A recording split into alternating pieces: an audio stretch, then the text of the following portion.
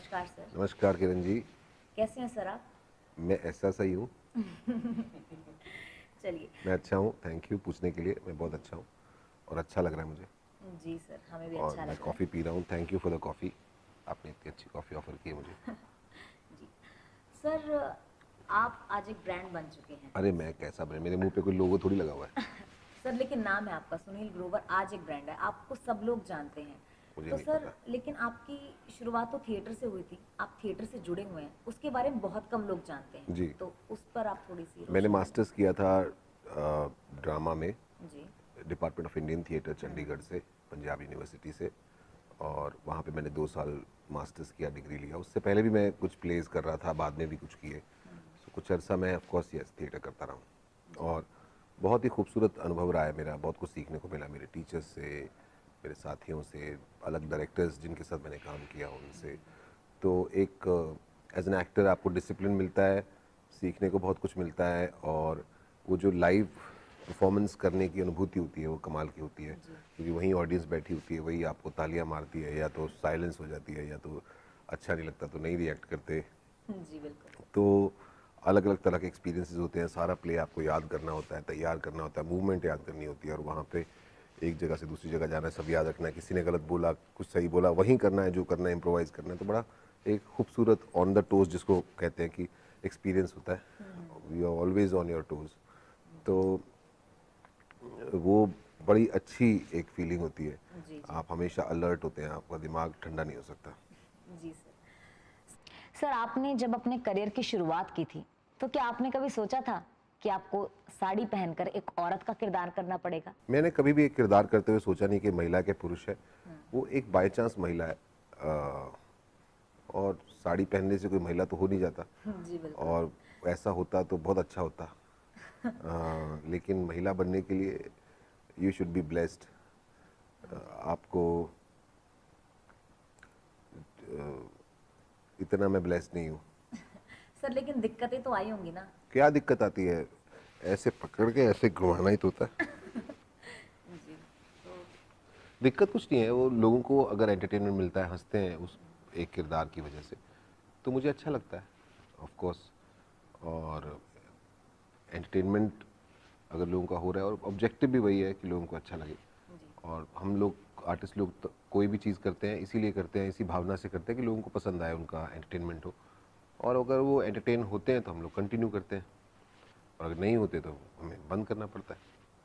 जी sir. Sir doctor मशहूर गुलाटी जो काफ़ी मशहूर है, वो आपका कैरेक्टर, सर वो कैरेक्टर करने की इंस्पिरेशन आपको कहाँ से मिली? आपने इस कहीं तरह के रियलिटी लोग, में? बहुत से लोग किरण, हम लोग देखते रहते हैं कि हम कहीं भी चलते हैं, जाते हैं, इस तरह के कैरेक्टर मिलते रहते हैं हमको।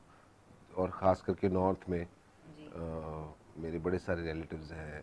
मैं नाम नहीं लूँगा उनको, उनका, नहीं तो कहेंगे कि अपनी पेमेंट में से हिस्सा दो। जी लेकिन बिल्कुल सर। वो स्लो पेस में बात करते हैं। और इस तरह के बड़े सारे लोग मिलते हैं जिनको मुझे बड़े अच्छे लगते हैं। वो लोग इतना पता नहीं होता लेकिन ज़्यादा बताने की कोशिश करते हैं। जी। हाँ। और इस तरह से बताते हैं कि बहुत ज़्यादा इंटेलिजेंट है। तो वो देख के, सुन के उनको अच्छा लगता, तो खुद को अच्छा लगता, तो फिर मैंने वो आगे उस चीज़ को यूज़ किया। जी। सर जब आप कभी बाहर जाते हो, घर से आप कभी अकेले निकले किसी काम के लिए, सब जी, आपको गुत्थी गुत्थी बोलते हैं, तो आपको कैसा लगता है सर? बहुत अच्छा लगता है किरदार। जैसे अगर आपके पॉपुलर होते हैं जो आप किरदार करते हैं, लोग उनको पसंद करते हैं, तो ऑब्जेक्टिव वही होता है, वही मेरा काम है। तो अच्छी बात है, अच्छा लगता है कि लोग आपको प्यार करते हैं, पसंद करते हैं। जी। सर आपने इतने टाइम से कॉमेडी की है और लोगों ने आपको पसंद भी किया है उसके लिए, लेकिन अभी जो आपकी सीरीज आई है तांडव, जी। उसमें जो आपने काम किया है, आपने एक अलग ही छाप छोड़ी है सर। जी। और लोगों ने आपको उसके लिए पसंद भी किया है बहुत। जी। तो सर इसकी अप्रोच आपको कहाँ से मिली? एक्चुअली मुझे अप्रोच नहीं, वो कैरेक्टर जो हमारे डायरेक्टर साहब हैं उनका विजन था कि जी। सुनील को इस रोल में कास्ट किया जा सकता है। मैं अली अब्बास ज़फ़र जो डायरेक्टर हैं उनके साथ मैं पहले भी काम कर चुका था भारत फिल्म में। तो उन्होंने इस उनका ही थॉट था कि ये कैरेक्टर सुनील को करना चाहिए। जी। और हालांकि मुझे भी लग रहा था कि इतना सीरियस कैरेक्टर कहीं ऐसा ना हो कि जो मेरी इमेज है उसके हिसाब से लोग हंसने ना लग जाए। क्योंकि उस कैरेक्टर में को देख के हंसी नहीं आनी चाहिए, बाकी सब ठीक है। जी जी जी। तो कहते मुझे लगता है तुम कर लोगे। मैंने कहा अगर आपको भरोसा है तो मुझे भी भरोसा है। तो फिर वहाँ से तो क्रेडिट उनको जाता है। नहीं नहीं सर, आपने जो कैरेक्टर किया है वो सबने पसंद को काबिले तारीफ है वो character sir, thank you so बिल्कुल मच। काबिले थैंक तारीफ है यू। सर। मुझे भी करते हुए बड़ा मज़ा आया। जी जी जी। मेरे लिए फ्रेश था। मुझे तो लगता था मैं कर लूँगा, पर मुझे कहीं ना कहीं था कि ऑडियंस को एक्सेप्ट होगा कि नहीं होगा। वो एक चांस था, एक रिस्क था, जो कि आई थिंक वैलिड था। और जिस तरह से लोगों ने एक्सेप्ट किया जी उस किरदार को, गुरपाल को, तो मुझे बड़ी खुशी हुई कि एक अटेम्प्ट था एक दूसरे जोन में, उसको मैं निभा पाया। जी जी। वैसे एक वर्सेटाइल एक्टर की पहचान है सर ये। Thank you. सर अब आगे हमें किस तरह के कैरेक्टर देखने को मिलेंगे, कॉमेडी, सीरियस या फिर? जिस तरह के ऑफ़र होंगे और जो मुझे अच्छे लगेंगे, जिनको करते हुए मुझे मज़ा आएगा। मैं ऐसा नहीं है कि मैं ये करना चाहता हूँ। जो स्क्रिप्ट अगर अच्छी है और किरदार अच्छा है उसके अंदर, तो मैं डेफिनेटली करूँगा, फिर वो चाहे कोई भी जोन हो। और मुझे अच्छा लगता है अलग अलग जोन में अलग अलग तरीके का काम करना, एक्सपेरिमेंट करना। एज एन एक्टर बड़ी सारी तमन्नाएँ होती हैं अंदर, जी बड़े सारे किरदार। इसीलिए शायद हम एक्टर होते हैं कि हमको अलग अलग किरदार बनने का मौका मिलता है। कोई बहुत एक ज़िंदगी में ये बड़ा बेनिफिट मिलता है, एक ज़िंदगी में बहुत सारी ज़िंदगियाँ जीने का, उसे कम से कम जीने का नहीं तो अनुभव करने का मौका मिलता है। और उस प्रोसेस में जाना मुझे बड़ा अच्छा लगता है। वो जब आपको एक कैरेक्टर दिया जाता है तो फिर उस कैरेक्टर तक पहुंचने का जो प्रोसेस है वो मुझे बड़ा अच्छा लगता है। उसके साथ टाइम बिताना और उसे समझना, उसमें बड़ा मज़ा आता है। जी। सर आप थिएटर से बहुत टाइम से जुड़े हुए हैं, जी।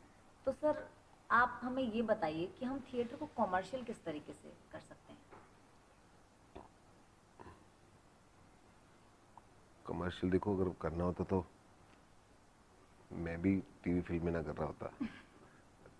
ऑफ कोर्स थिएटर एक बहुत सबसे पुराना मीडियम है एंटरटेनमेंट का, जी कि लोग पहले तो टेलीविज़न, रेडियो, फिल्म से कुछ नहीं हुआ करती थी। तो लोगों का ये एक ज़रिया होता था कहानियाँ देखने का, कहानियाँ जानने का, थिएटर, ड्रामा। और कहानियों के कई वर्जन ऐसे भी हैं जो अ, हम हर साल देखते हैं। और हमारे जीवन का अंग है थिएटर।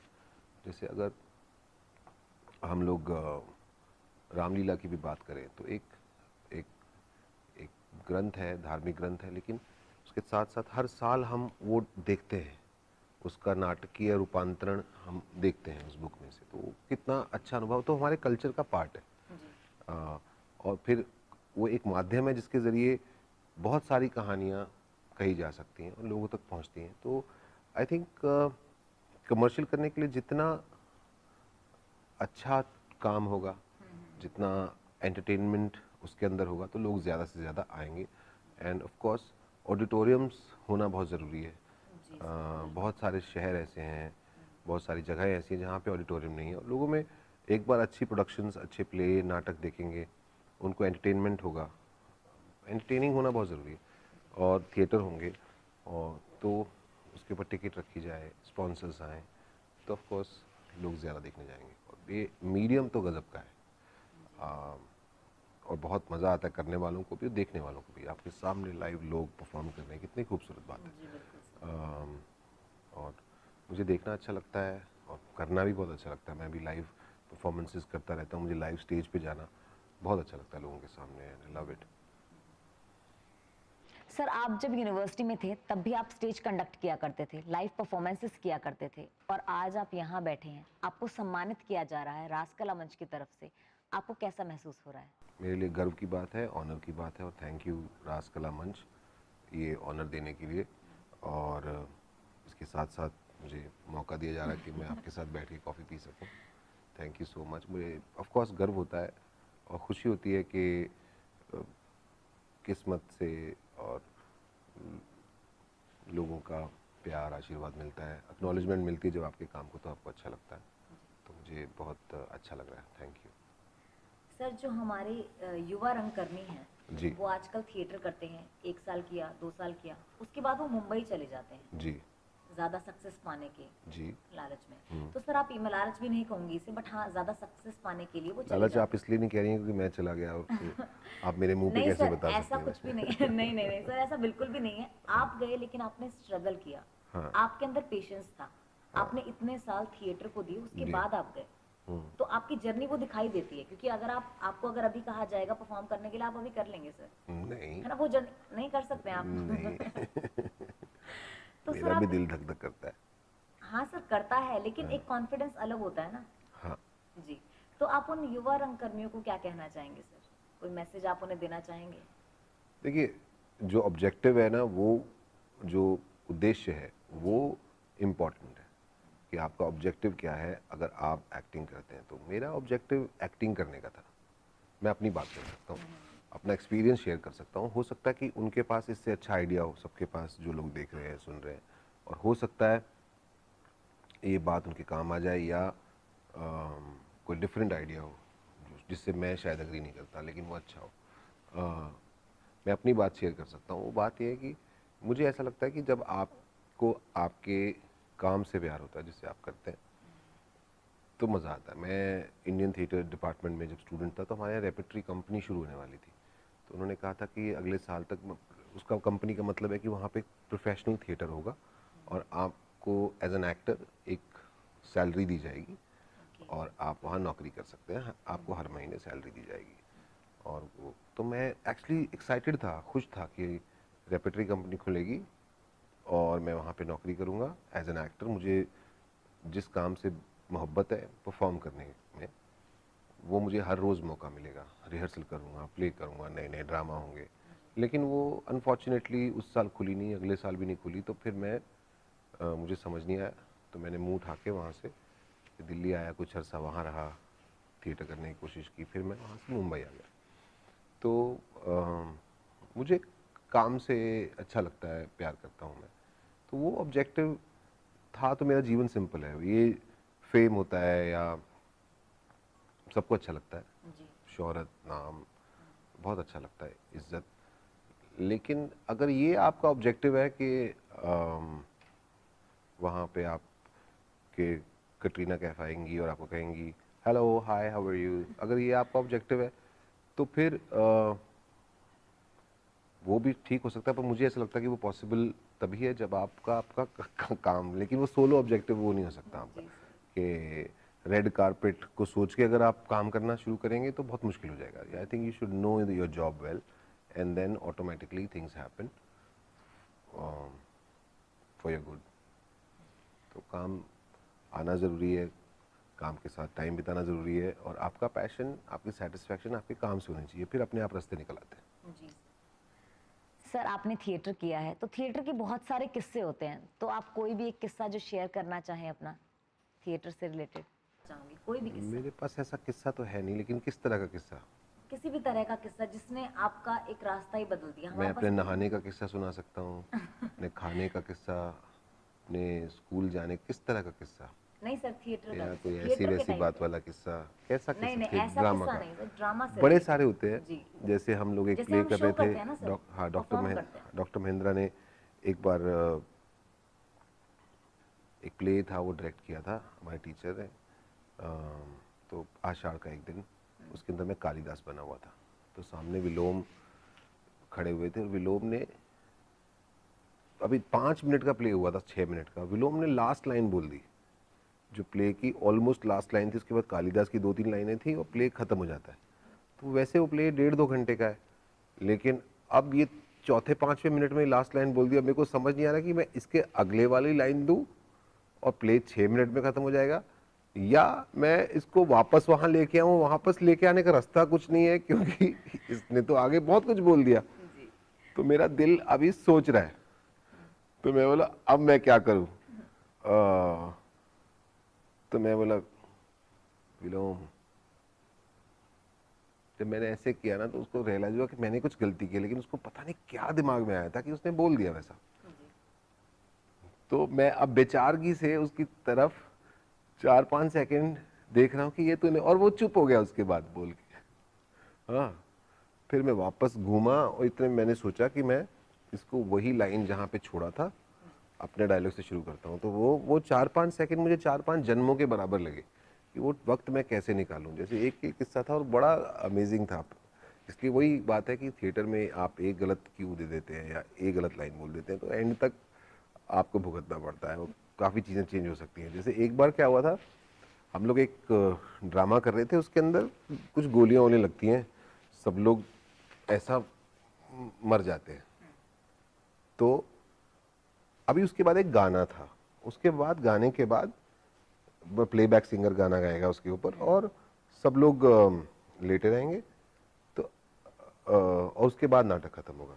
तो गोलियां लगी तो एक बंदा था, वो भूल गया कि अभी गाना है बाद में, तो वो खड़ा हो गया, उसको लगा खत्म हो गया। खड़ा हुआ तो देखा कि सब तो मरे पड़े हैं, तो कहता आ ऐसा करके दोबारा, तो जितने भी लाशें थी वो सारी जोर जोर से हंसने लगी कि ये क्या किया इसने, ये क्यों आ कर रहा है। तो देखा था सबने, सबकी एक एक आंख खुली कि सबको आवाज आ रही, सिर्फ आ की, पता नहीं चला कि हुआ क्या, सबकी आंखें बंद थी।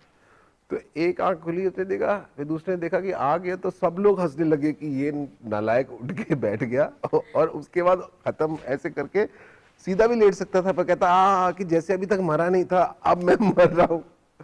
सब लोग हंसे 5 मिनट तक। बहुत सत्यानाश हुआ था उस दिन, पर उस वक्त माफ हो गए थे क्योंकि हम लोग कॉलेज के स्टूडेंट थे, ऑडियंस ने भी गेज कर लिया था। पर तब तक की परफॉर्मेंस अच्छी थी तो एक्नॉलेज हो गया, वरना वो माफ करने वाली बात थी नहीं। सर एक आखिरी सवाल मेरा, मतलब सवाल तो क्या, एक गुजारिश है आपसे जो सब हर कोई करता भी होगा आपसे। सर कुछ आप गुत्ती के कैरेक्टर में अगर बोल देंगे तो एक दो लाइन कुछ भी। सुनील, सुनील, किरण, किरण, यहाँ पे चलो थिएटर, चलो थिएटर। आप सबका बहुत बहुत thank you so much. Thank you sir, आपसे बात करके बहुत अच्छा लगा सर। अपना समय देने के लिए बहुत बहुत शुक्रिया। Thank you. राज कला मंच आपका बहुत आभार। Thank you. Thank you. Thank you.